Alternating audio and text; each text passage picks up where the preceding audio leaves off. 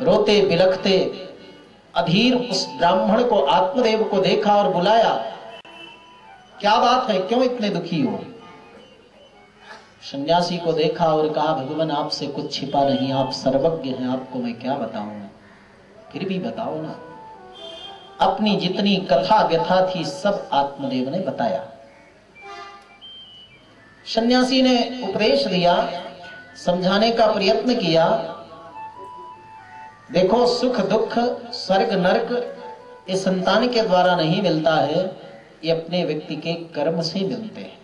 मनेव मनुष्याणाम कारणम बंध मोक्षयोः, बंधन और मोक्ष का कारण मन है, न कि बंधन और मोक्ष का कारण संतान होती है। 60,000 पुत्र थे राजा सगर के, क्या मिला उनको? दुखी तो मिला, कोई जल देने वाला नहीं था। तुम इस जन्म में पुत्र की कामना करते हो, लेकिन सुनो, 7 जन्मावधितौ पुत्रम नैव च नैव च, 7 जन्म तक तुम्हारे कोई पुत्र पुत्री नहीं होगी। तो और बड़ा दुखी हुआ। सन्यासी ने समझाया कि संसार इसी का नाम है आत्मदेव, जगत इसी को कहते हैं जहां पर अभाव हो। परिपूर्णता तो एकमात्र ईश्वर के पास है, और जगत संसार उसी का नाम है जहां किसी न किसी चीज का अभाव हो। कहीं पर आप देखो, किसी के जीवन में देखो, स्वयं के जीवन में अनुभव करो, कोई ना कोई चीज का अभाव अवश्य है। और ये संसार है, यहाँ पर सबके लिए है। परमात्मा भी आते हैं तो इसका पालन उनको भी करना पड़ता है, होता है ना। जानकी जी के बिना दुखी रहते हैं। स्वयं राम जी के पिताजी महाराज दशरथ, जिनके बेटा साक्षात ब्रह्म है, और मरते समय 4 बेटों में एक भी पास में नहीं, और जिनके शव को अंतिम संस्कार के लिए 14 दिन तक रखा जाता है। क्या मतलब? साक्षात ब्रह्म पुत्र रूप में आ रहे हैं, और मां देवकी पिता वसुदेव कारागृह में जेल में पड़े हुए हैं। तो जगत का अर्थ ही है कि जहां किसी ना किसी वस्तु का अभाव हो। परिपूर्ण तो एकमात्र ब्रह्म है, और परिपूर्णता एकमात्र ब्रह्म के सानिध्य में है। लेकिन आज आत्मदेव को कोई उपदेश काम नहीं कर रहा। जीवन में बहुत दुख हो तब भी उपदेश काम नहीं करता, और बहुत सुख भी जीवन में हो तब भी भगवान का भजन अच्छा नहीं लगता लोगों को। ज्यादा दुख हो तो भी उपदेश नहीं काम करता, और ज्यादा सुख हो तो भी उपदेश काम नहीं करता। मध्यम जीवन हो तभी भगवान का भजन होता है। वो आत्मदेव ने कहा, संतान के बिना सब कुछ व्यर्थ है, आप मेरे भाग्य को बदल सकते हो। रुदन करने लगा, प्राण त्याग दूंगा कहने लगा। तब सन्यासी ने एक फल दिया, ले जाओ, फल खिलाना, पुत्र होगा। लेकिन उससे तुम्हें सुख मिले या दुख मिले मैं नहीं जानता, प्रारब्ध में जो होता है वही मिलता है। फल दे दिया सन्यासी ने, फल लेकर आया आत्मदेव, पत्नी को दिया, इसको खाओ, सुंदर पुत्र होगा। धुंधली बड़ी कुतर्क करती थी। कुतर्क करते करते सोचने लगी, अगर इस फल को मैं खाऊंगी तो सन्यासी का आशीर्वाद है, व्यर्थ जाएगा नहीं, गर्व होगा, भोजन मेरा कम हो जाएगा, तो दुबली पतली हो जाऊंगी, कमजोर हो जाऊंगी, घर का काम कैसे करूंगी। मैंने सुना है सुखदेव जी अपने माँ के गर्भ में 1000 वर्ष थे, मेरा गर्भ भी टेढ़ा मेढ़ा हो गया तो प्राण भी निकल सकते हैं। और सुनती हूँ जन्म देते समय बड़ा कष्ट होता है, पालन में लालन में बड़ा कष्ट होता है। तो सुकुमारी कथम सहे लालने पालने दुखम, सुकुमारी कथम सहे। लालन पालन जन्म में कष्ट ही कष्ट है, इसलिए मैं कैसे सब सहन करूंगी। दूसरी बात, जब बालक को जन्म दूंगी मैं तो प्रसूतिका गृह में रहूंगी, और उस समय मेरी ननंद आएगी और घर की सारी संपत्ति लेकर के, ये सबसे बड़ा कष्ट है। इसलिए धुंधली ने क्या किया, एवं कुतर्क योगेन तत्फलम नैव भक्षितम। तर्क नहीं, वितर्क नहीं, सुतर्क नहीं, क्या किया उसने? एवं कुतर्क योगेन तत्फलम नैव भक्षितम, कुतर्क के द्वारा उसने फल नहीं खाया, गाय को खिला दिया और एक अपनी सहेली से बातचीत कर लिया, पैसा रुपए दूंगी तो अपना बच्चा मुझे दे देना, और पेट में कपड़ा बांधती रही। आत्मदेव जी प्रसन्न है, मेरे बेटा होने वाला है। 9 महीने हुए, अपनी सहेली से बेटा ले लिया, कपड़ा पेट से हटा दिया, आत्मदेव जी के कहा देखो आपके बेटा हो गया। और उस गऊ को खिलाया था, फल व्यर्थ गया नहीं, उससे भी एक सुंदर बालक का जन्म हुआ जिसके कान गऊ की तरह थे, इसलिए उसका नाम गोकर्ण रखा। दोनों बालकों का बचपन से ही विलक्षण विचित्र स्वभाव, एक ऋषि का प्रसाद है, एक संत का, एक यति का आशीष है, उसमें वह श्रेष्ठता है, संस्कार है। बचपन से ही माता पिता को प्रणाम करना, आज्ञा का पालन करना, संध्या वंदन करना, बड़ों का आदर करना, ये सब गुण किसमें थे? गोकर्ण जी में। और धुंधकारी कैसा था?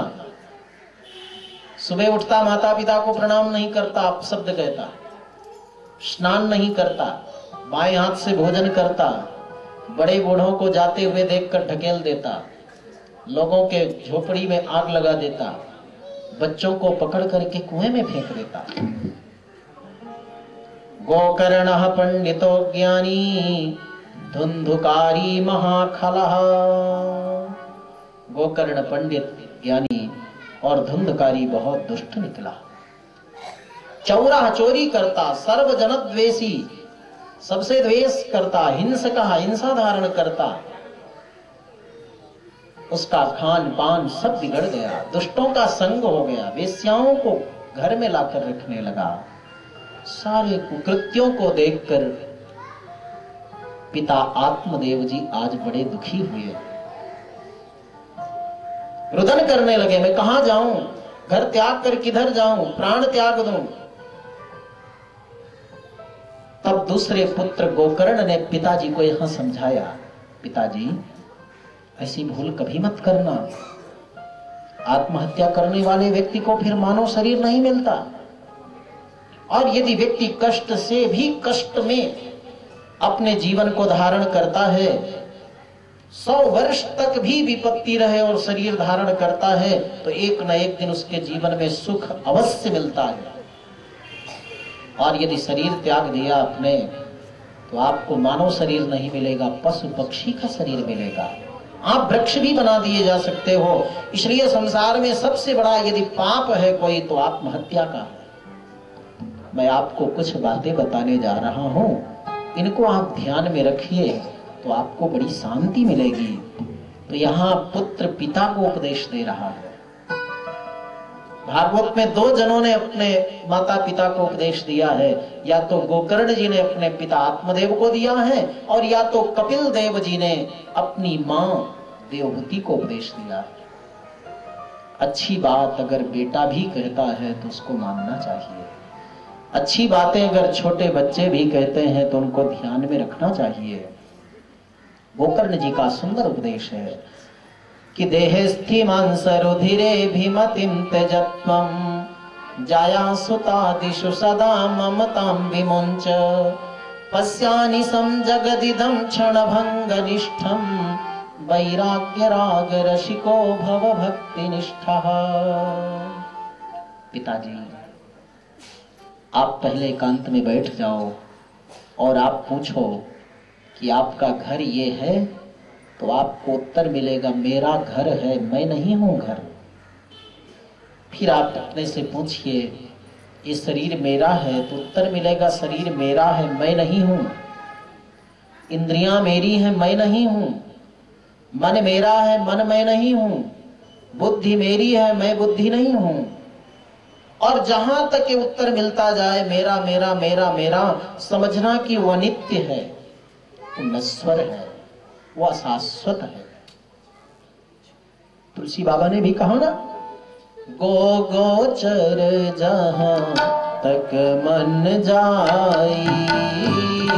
गोचर जहाँ तक मन जाई, गोचर जहाँ तक मन जाई, गोचर जहाँ तक मन जाई, सो सब माया जान भाई, सो सब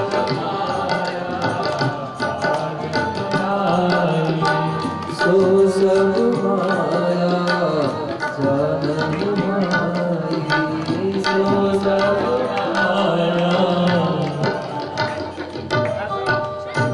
और जब उत्तर मिले शुद्ध आनंद ज्ञान चेतन रूप हूं मैं, जब स्वयं को अपने से आप पूछेंगे तो आपको उत्तर मिलेगा मैं चेतन हूं, मैं आनंद रूप हूं, मैं ज्ञान घन हूं। जब अपने से मैं का उत्तर मिल जाए तो समझना कि ये मैं अहमर्थ, ये जीव ही चेतन है, शुद्ध है, बुद्ध है, ज्ञान है, आनंद रूप है। ऐसा आप अपने को अनुभव करिए पिताजी, तो आपको शांति मिलेगी। अन्यस्य दोष गुण चिंतन मास मुक्त्वा, संसार के किसी व्यक्ति के गुण या दोषों को मत देखो, आप तो सर्वेश्वर भगवान का चिंतन करो। वैराग्य राग ऋषिको भव भक्ति निष्ठा, वैराग्य को धारण करो। धर्मम भजस्व सततम त्यजलोक धर्मान, लोक धर्मों का त्याग कर अवस्था जैसे अधिक बढ़ती जाए वैसे साधु पुरुषों का संग कर प्रभु चरित्रों में मग्न रहिए, इससे आपको परम शांति मिलेगी। सही बात है। जैसे घर कितना सुंदर बना हो, अगर घर में आप झाड़ू नहीं लगाओ तो गंदगी हो जाती है ना, धूल जम जाती है। और उसी घर में चाहे झोपड़ी का घर क्यों ना हो, वहां अगर झाड़ू पोंछा लगता रहे, गोबर से लिपाई होती रहे तो स्वच्छ दिखता है ना। उसी प्रकार से भी एक मंदिर है, शरीर भी एक घर है। यहाँ पर लोग प्रतिदिन बहुत सारी धूल आती है, काम क्रोध मोह लोभ मत्सर ईर्ष्या द्वेष राग आदि, ये सब शरीर के अंदर जमने वाली धूल है। इस धूल को दूर करने के लिए जैसे घर में रोज झाड़ू पोंछा लगता है, वैसे प्रतिदिन यहाँ पर भी झाड़ू पोंछा लगना चाहिए। किसका? हरिस्मरण का, नाम जप का। इसीलिए तो गुरुजनों से मंत्र लिया जाता है ना, वही झाड़ू है, मंत्र ही झाड़ू है। जब मंत्र एक माला जप लिए स्वस्थ हो गए, ये जो दोष हैं, ये गंदगी, ये सब दूर हो जाएगी। तो इसलिए मुक्ति का कोई तू जतन कर ले, रोज थोड़ा थोड़ा हरि का भजन कर ले, रोज थोड़ा सत्संग कर लो, भगवान का भजन कर लो, तो मन को परम शांति मिलेगी और हृदय के दोष दूर हो जाएंगे। मुक्ति का कोई तो जतन कर ले, मुक्ति का कोई तो जतन कर ले, ओ सुबह शाम हरि सुमिरन कर ले, सुबह शाम हरि सुमिरन कर ले, रोज थोड़ा थोड़ा हरि का भजन कर ले,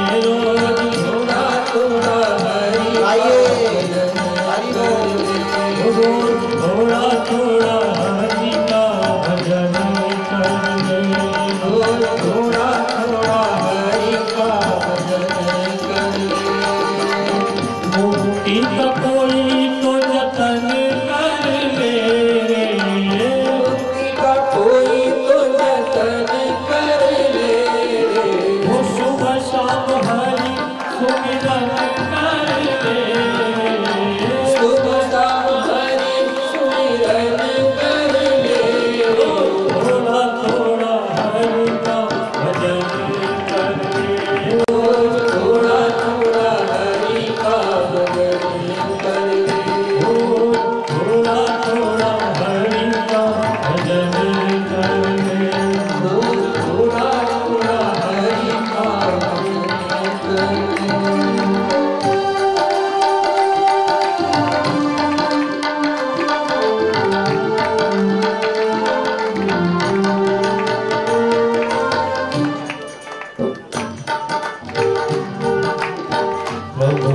भजे तो प्रभु मई हो जाएगा, प्रभु को भजे तो प्रभु मई हो जाएगा।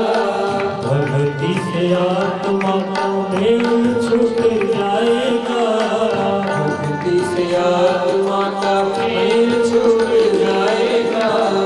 आत्मा के साथ साथ बन करके, आत्मा के साथ साथ बन करके, थोड़ा थोड़ा हरि का भजन करके, थोड़ा थोड़ा हरि का भजन करके, थोड़ा थोड़ा थोड़ा थोड़ा थोड़ा थोड़ा थोड़ा थोड़ा थोड़ा हरि का भजन करके, थोड़ा थोड़ा हरि का भजन करके।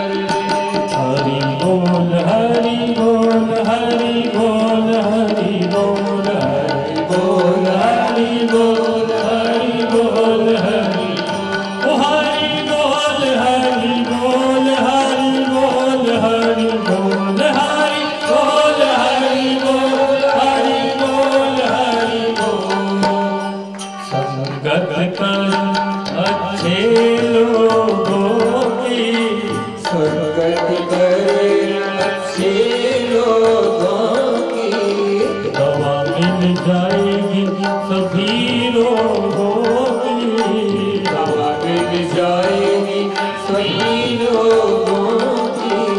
जिंदगी को अपनी चमन कर ले, जिंदगी को अपनी चमन कर ले, थोड़ा थोड़ा हरि का भजन कर ले, रोज थोड़ा थोड़ा हरि का भजन कर ले, रोज थोड़ा थोड़ा हरि का भजन कर ले, रोज थोड़ा थोड़ा हरि का भजन कर ले।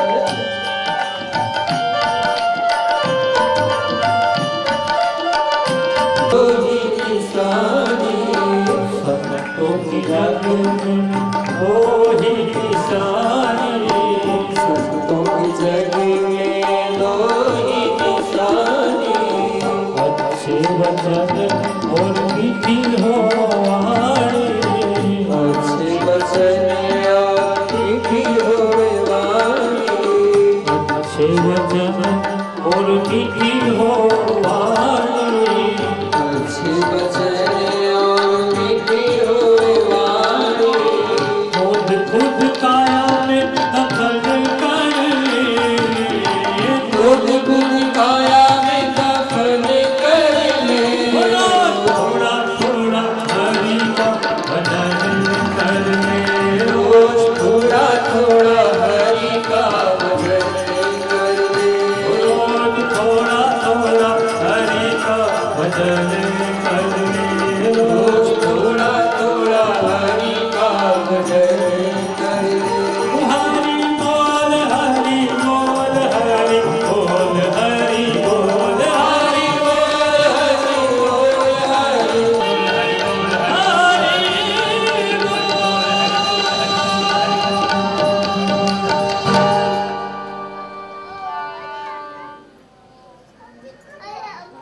कब किसकी बात कौन सी अपने जीवन में अमृत बन जावे, सत्संग की कौन सी बात अपने जीवन को मोड़ दे,